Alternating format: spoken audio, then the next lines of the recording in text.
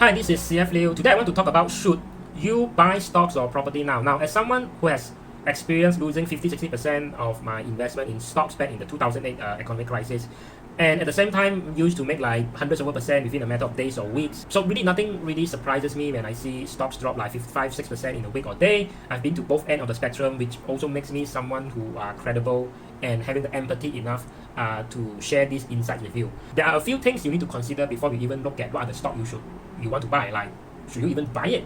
Unlike a lot of fake gurus, financial bloggers who have never experienced crisis before, and then they try to be a smart aleck telling people what they should do now, right? And that comes from book theory instead of experience. And I see that a lot of gurus, which I respect nonetheless, but I disagree with what they say about now being the best opportunity out there.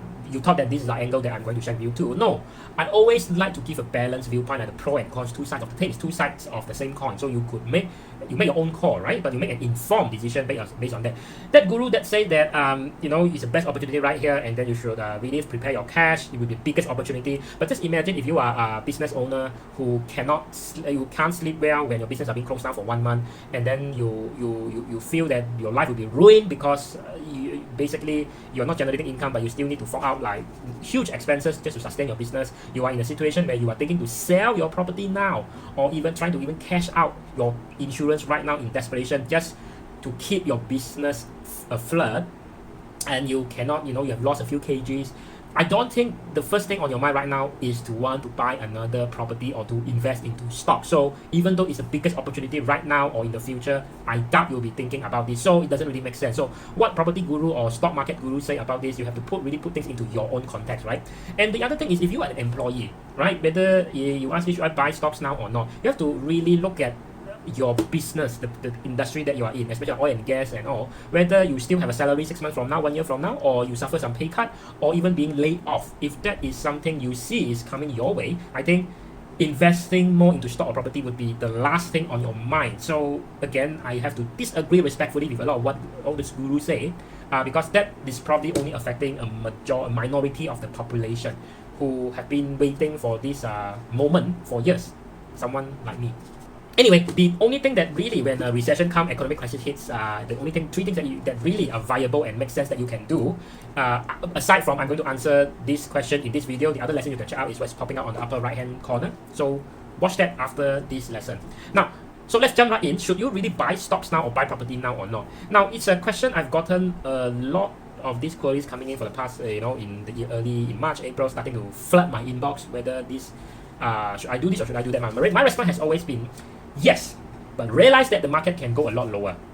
Unfortunately, when I say that in early March, it did happen in late March of 2020. Of course, the losses could actually accumulate because it will still go down, right? And you think that, oh wow, this time it might be different. If you have really cash sitting in your bank account, in your FD, and you are itchy, you might ask yourself, if I don't buy now, then when?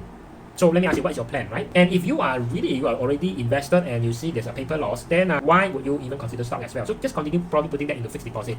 With investing in stocks and more so also in property, sometimes losing money is part and parcel of the game. Fortunately, making money is the other half. Ultimately, it's your decision, because you ask anyone, even the most competent advisor or fund manager, basically they're going to tell you, I can show you the door, but you are the one who has to walk through the door. This is your last chance. After this, there is no turning back. You take the blue pill, the story ends. You wake up in your bed and believe whatever you want to believe. You take the red pill, you stay in Wonderland, and I show you how deep the rabbit hole goes. Because if this is your first time in the stock market, right, really, if you are newbie, you're a beginner, investing, putting your money in during the recession time is not the time to start. It's one of the best time, probably the biggest gain will actually come after the economy recover. But in the interim, if you cannot stomach the volatility or the possibility that it will still go down, this is not the time. And if you do not know who you are, you do not know yourself, whether you can take what's your risk profile, whether you can take a 20% loss in your portfolio again without losing any sleep, then I would say the stock market and the property market, especially in the time of recession, is the very, very expensive place to actually find out who you are. And you will find out, but you might not like what you are going to find out. Because there are two outcomes from investing, or buy stocks or property during a recession time. There are two things. You're going to find out, number one, that the market don't care what you think or what you want. It could still continue to have this diarrhea or lao sai keep on going down.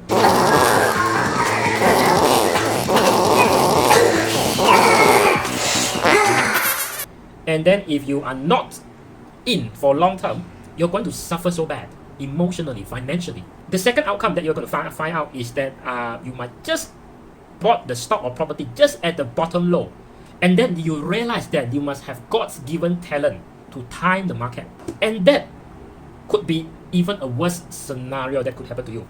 And you might ask, Liu, CF, why? Because one of the most disastrous things that could happen to a newbie investor when they start to invest is a big win coming your way. If you breed overconfidence, thinking that you are talented, you have the competency, you have God-given powers to time the market. And this is the seed of a much larger investment oversight or error in the future. Especially when the stakes are big enough that it could jeopardize you financially, like a bankruptcy. So if you intend to buy stocks or property now, and your game plan is just to say, short term, I want to make quick money, then my opinion is you should not. But then again, it's your money. But mark my words of what I just said. Like they say, you want to actually do social distancing, the best thing to do is to stay put and do something else. Don't buy any stock or property now. Just look and see. Be on the fence. Because my friends, the safest asset you can invest in the times of recession, crisis, uncertainty, whatever you want to call it, is something that is between your left ear and right ear. What? Something between this one and this one. Here, your brain. Abu Den? That is the only safe asset, which is why I would say that the best asset always to invest into, first, is not this, but yourself. You could check out another lesson where I talk extensively about this topic over here in the upper right hand corner.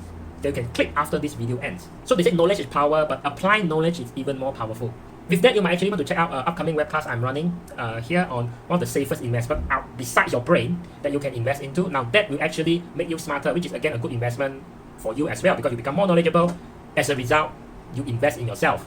Check out below in the description where there's a link. Go on there, click on that, register for a time. For the time being, enjoy life when you can. You have a job, your business are not going to bankruptcy. I think you're way better off than a lot of people in the times of uncertainty. Now, there's also a thing that I learned from this health crisis, which leads to an economic crisis around the globe, is to say that money is just a means to an end. Don't take it too seriously. We need to save, invest, yes. Let me tell you a story, right? Now, imagine you are someone who have been working in the corporate for the past 4 decades, and you have a toy year over year. You chase all your bonus, KPI, stock option, restricted stock units, and then finally you retire at 55.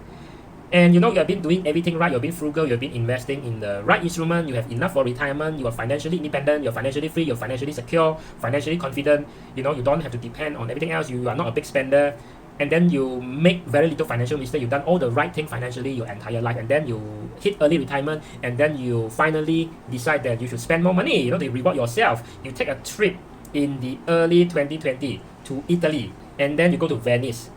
Nice time of the year, right? Not too hot, not too cold, and then it happens. You so-called use your early retirement years to do a lot of travel, and then you contracted coronavirus, and then you don't get to enjoy your golden years because the coronavirus kills you because you have diabetes and high blood pressure due to your 30 years of stressful work habit. It's a sad, unfortunate circumstances, but I'm sure that happens somewhere. Now, there's a very valuable lesson in here that yes, you should buy stocks, you should invest, you should buy property. But if you really make some financial mistake, your stocks goes down, your property are not making money, don't take it too hard for yourself. Just pivot and fix it. Now, if you really want, you really already have a few property, and you're not sure you want to maybe liquidate it, sell it to reduce the tenancy hassle, to put that into a more hassle-free instrument. Before you actually do that, I really think you should consider selling your property if it's not doing too well, which I want to send you this message. Are you unsure how much longer you should hold onto your worst performing real estate investment property, or whether you'll be better off selling it as soon as possible? You get tired of attending property investment seminar by property gurus who are still trying to convince you property investment is still as easy and profitable as 5 years or 10 years ago? Well, they might be right, or they might have their own agenda for saying so. Want a non-biased second opinion? I'm conducting an online webcast this week to answer this burning question. You are also going to discover if your property is at risk of not able to increase your tenant's rental in the future. If you feel you're going to benefit from these out-of-the-box insider insights, click on the link in the description below after you finish watching this video, and it will bring you to a page that looks like this. No credit card required, but availability is limited. We get filled very fast. Seats are reserved on a first-come, first-served basis. So with that said, guys and girls, thank you for watching. If you feel that has resonated with you, just reply yes in the comment section below. If you think that what I say is just ridiculous, just reply as no. While you're at it, hit on subscribe, hit on notification bell so that you get notified when I publish lesson like this. So it's more like a self-awareness of answering this question: should you invest in stock or property now?